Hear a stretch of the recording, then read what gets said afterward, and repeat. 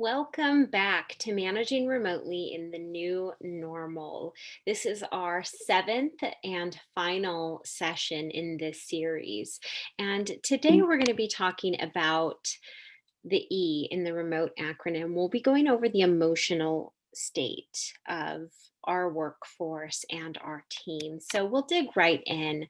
There's four different focus points for us here about, and this really refers to the four things that we'll discuss in this workshop.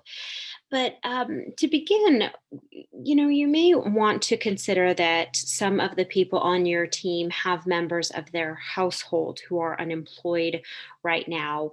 It could be everything from a spouse to 20-year-olds that are living at home. And so this brings an additional burden into many households that this type of thing affects. So, we're going to take a look at basic needs in just a second.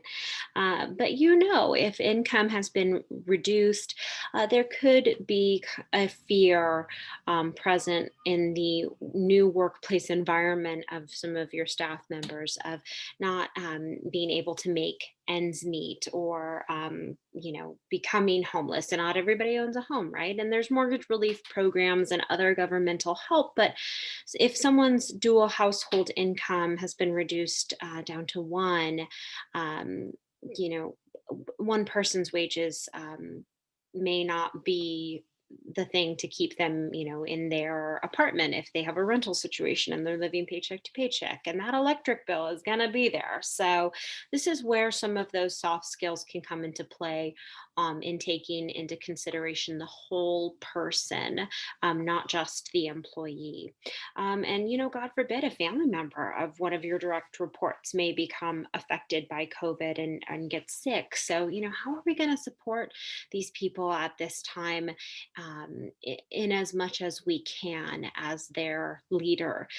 These are just some things to start to really think about as we enter into the next phase of this safer at home. And so, again, without getting to psychology 101 on you, I want to talk a little bit about some of the needs that exist in any workforce and in any group of people. This is a part of organizational development and employee engagement. So, leaders are always trying to help people get into self actualization, achieving their full potential, and having time to do creative things.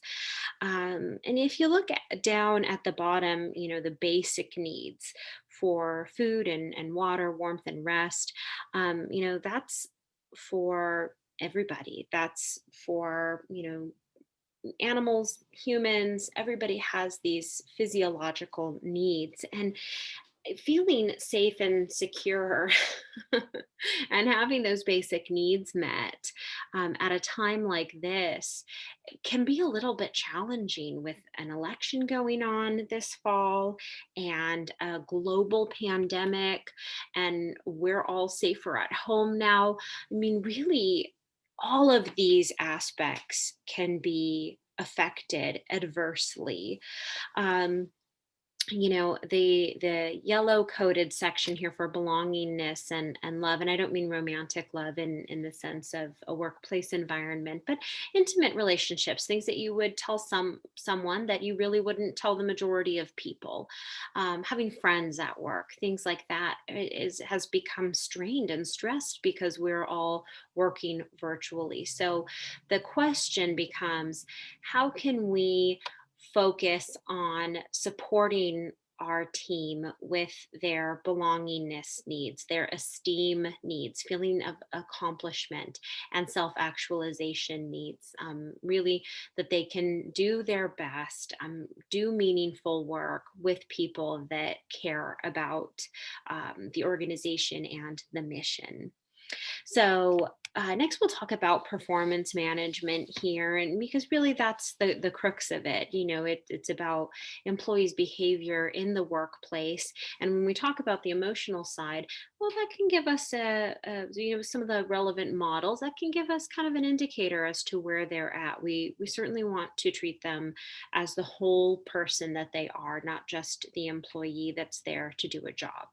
But a valid question here is, how are you going to address performance issues? How are you addressing performance issues? Maybe you have some folks that are remote, and they had already had performance issues before Safer at Home.